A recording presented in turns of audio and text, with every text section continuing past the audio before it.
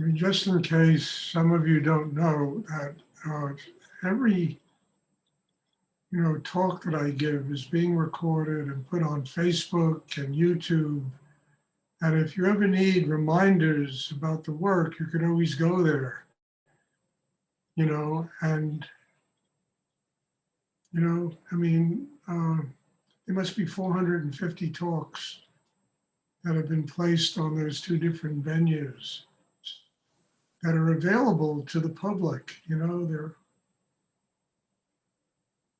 to anyone who wants to go there and listen to them, review their work, open, take in the Shakti. So when people ask questions, I mean, it really taps a very deep resource of energy in myself that is then shared with, I don't know how many people. I don't really go there, so I don't know how many people go to those places and look at these talks, listen to them, the videos. Does anyone have a question they would like to ask?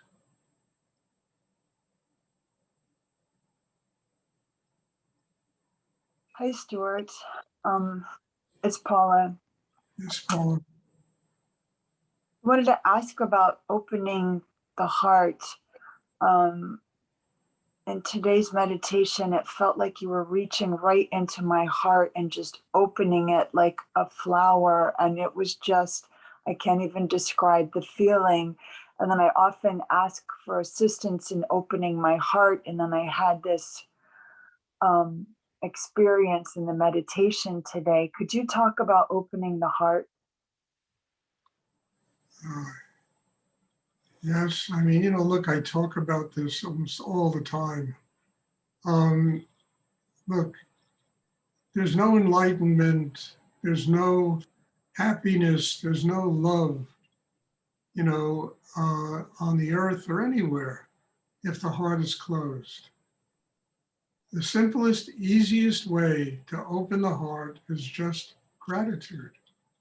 I say this all the time. I tell people this, and it's something that one has to remind themselves that there's so much in this life that we have to be grateful for. Instead of identifying with all the surface craziness that goes on in the world, we have to go deep enough in our hearts and be grateful for what? The food we eat, the water we drink, the clothing we wear, the people in our lives, for basic, simple, everyday experiences that we have.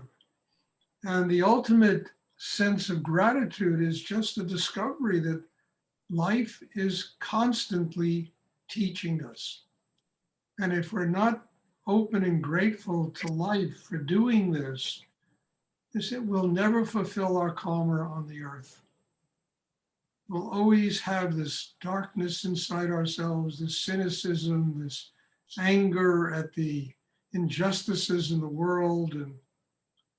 And yet simple gratitude enables a human being to overcome this. Just having that sense in themselves. I am worthy of having a happy life. I am worthy of being a happy person.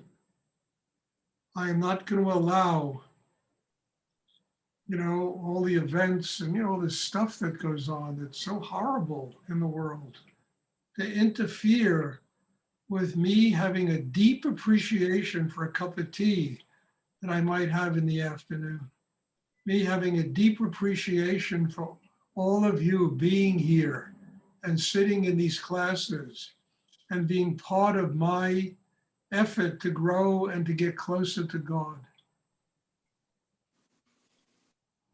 That's how the heart opens. It's also how the heart stays open.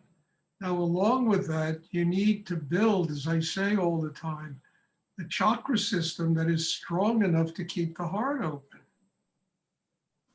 If that system is not there,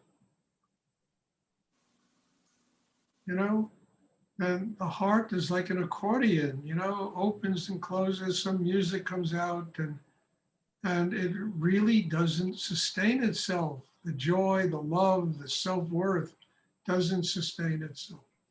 So one needs to build the 7 chakras inside, starting with the chakra below the navel, because that's the grounding, the foundation. That particular chakra, when it really develops in a human being, there's no problem feeling gratitude. And when the heart opens, it will stay open. It has foundation to rest upon. It has the strength inside us to keep it open. And, I mean, if in India, they have all these swamis, and swamis, every one of them practically at the end of their name is Ananda. And Ananda simply means bliss. And it means supposedly in their lifetime, they have attained a state of bliss. Whether they have or not, that's another story. But they have these names, and the Ananda is supposedly a state of bliss attained by this particular person. And again, whether they have it or they don't have it, I don't know, but that's what it's supposed to be. And I think we deserve this in life. It's too freaking hard what goes on in the world, to get stuck in all the superficial craziness of life, when beneath that craziness, you understand, there is an area we can reach that will allow that wonderful lotus flower to open in our heart. Out of the mud comes the lotus flower. Out of the earth comes a flower, but it needs a stem, it needs roots, it needs sustenance, have to be watered. Plant needs to be watered.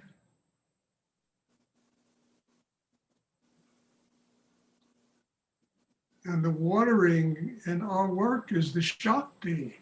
But how does the Shakti really enter a person if their chakra system isn't developed?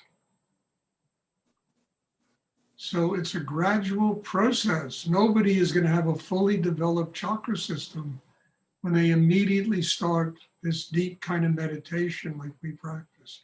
But incrementally, step by step, taking in a little bit more nourishment in each class, the chakra system really starts to develop. And it is screaming thank you inside every human being. I mean, rather than have a chakra system that's starving to death, we are feeding it with God's energy. And it is slowly growing.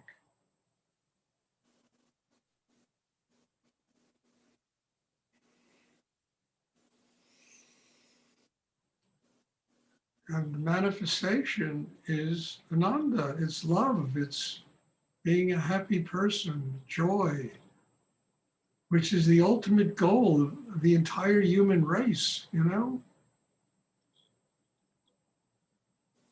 greatest treasure is just an open heart, love. And I'm not innocent and I'm not naive. I know, the stuff that goes on in this world is beyond horrible. Young people shooting, elementary school. I mean, it's insane. But our inner work has to go beyond it. I wrote all this poetry, and I went to a kind of a session with a group of people yesterday. It was on Zoom. I just wanted to expose this poetry I wrote to people who were, other than just students of mine, and see the response, I would say 80% of the conversation there was about all the horrors going on in the world and how freaked out people were. And then the poems they read, had to deal with this, and some of them were very good poems and written well, but dealing with subjects of this nature. And it kind of showed me how trapped people are. And, this tension that permeates the surface of life. And media plays off of it. And, ultimately it's, I don't know. I mean, one doesn't even want to think about it because it's too beyond, It's beyond all human comprehension. But our job is to transcend it, is to get above it. It's to use that tension to build a system inside that enables us to to connect with energy that's infinite in the universe, that enables us to open our hearts, to feel compassion, to feel love. I mean, the greatest teachers, Buddha, Christ, this is what they taught.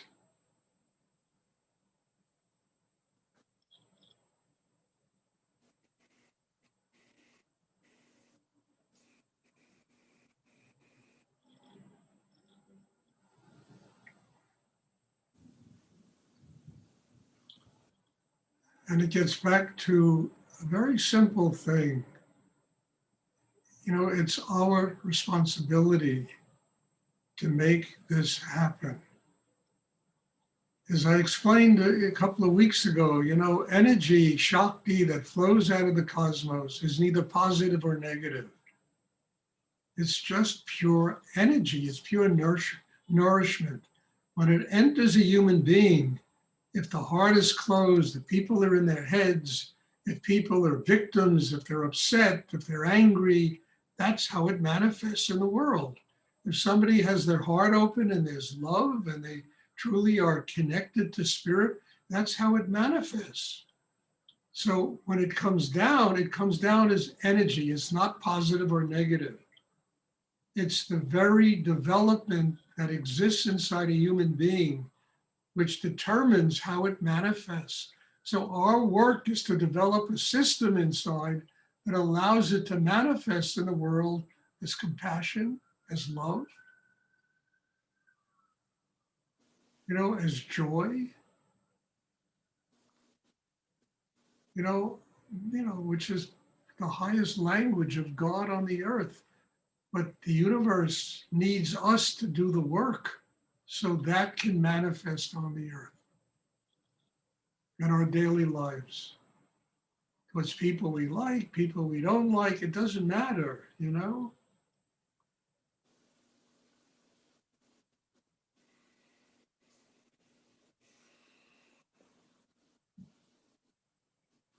So I repeat over and over again, one has to do the inner work. One can't procrastinate, there's a very short time between we're born and when we leave the world. We get 60 years, 70, some people have 2 years, one, it's all karma.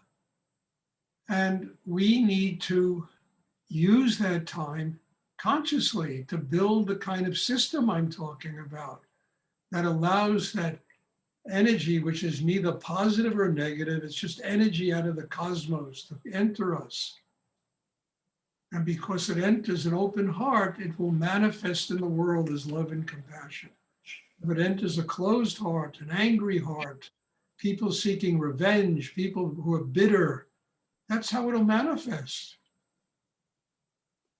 And all this meditation is about building that kind of system that I'm talking about. It's our responsibility to do this. We can't blame it on God. That energy, spirit, it's just energy, it's Shakti, it's nurturing, How open are we inside?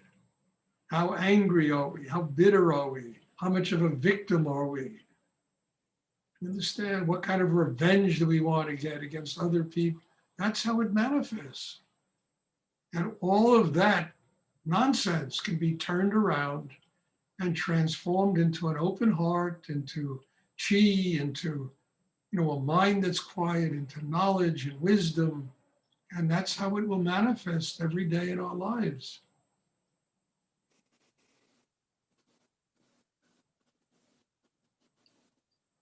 So it gets back to being responsible and not blaming the world for our unhappiness, being responsible to build the kind of system I'm talking about, taking advantage of what God puts in our life and using it, developing it every day.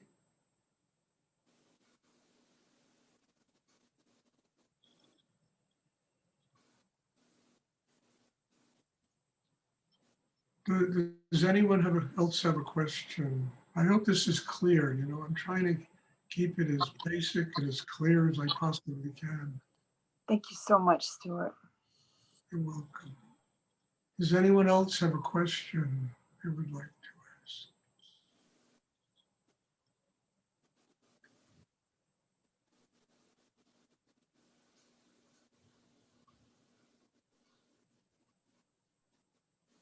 I mean, they've been trying to fix the world as long as I can remember. And God knows, you know, look, I'm not a kid anymore. They've been trying to fix the world by injecting money, by injecting philanthropy, by injecting all. And the world is crazier today than I can ever remember it being. And the reason for that is nobody fixes themselves. They're trying to fix the external world instead of fixing themselves. They would fix themselves, the external world is going to change. But everybody is, I'm going to fix this. You know, look, as long as I've been alive, this is the way the world functions. And I rarely hear anybody say, I'm going to fix me. You know?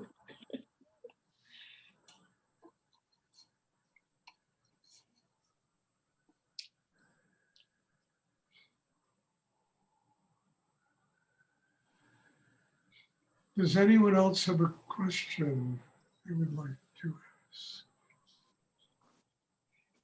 So don't take this work for granted. Don't put it off. Don't procrastinate.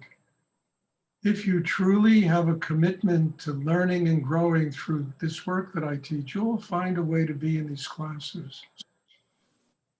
And it'll open, you know, things change. And take advantage of them. You know, look, I'm not a kid anymore. How much longer can I be around here, frankly?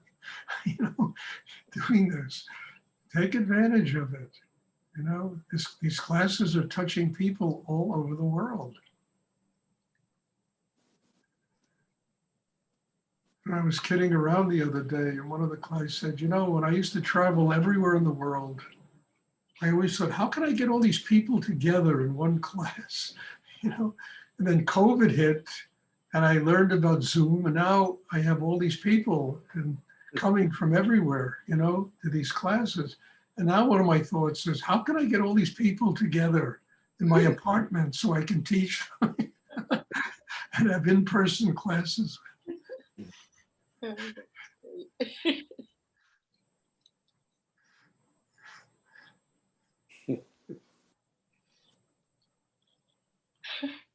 Does anyone else have a question you would like to ask?